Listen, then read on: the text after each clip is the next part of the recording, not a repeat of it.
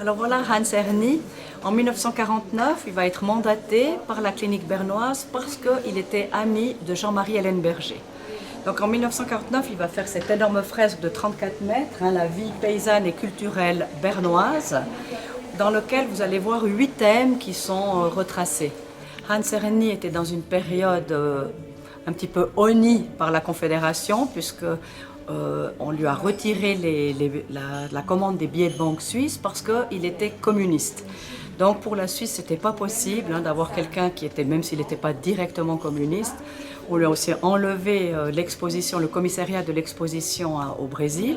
Mais Jean-Marie Hélène Berger le présente au conseil d'administration de la clinique bernoise pour réaliser cette fresque énorme de 34 mètres, la vie paysanne et culturelle dans le canton de Berne en 1949.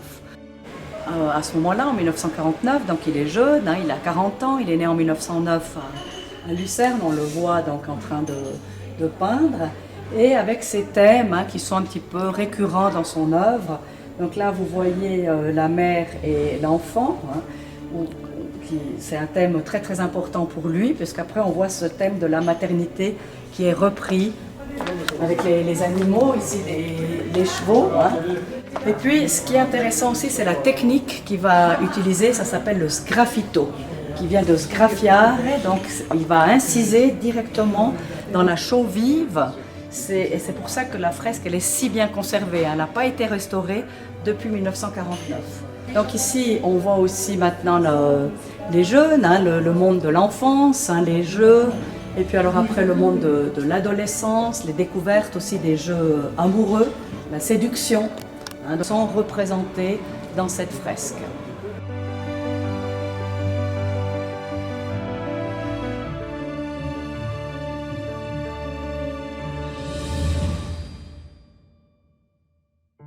Donc ici on a le symbole de l'eau avec une roue à aube.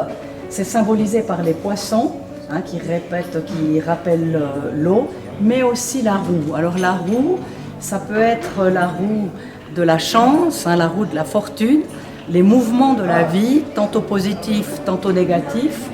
Et ici, donc, ça a son sens dans un sanatorium pour montrer la renaissance et on espère la guérison. Le jeu du Hornus, qui est un jeu surtout connu dans le canton de Berne, mais aussi en Suisse allemande, où c'est un petit peu notre baseball, mais un baseball paysan, où on jette aussi une sorte de balle qu'on rattrape avec une palette.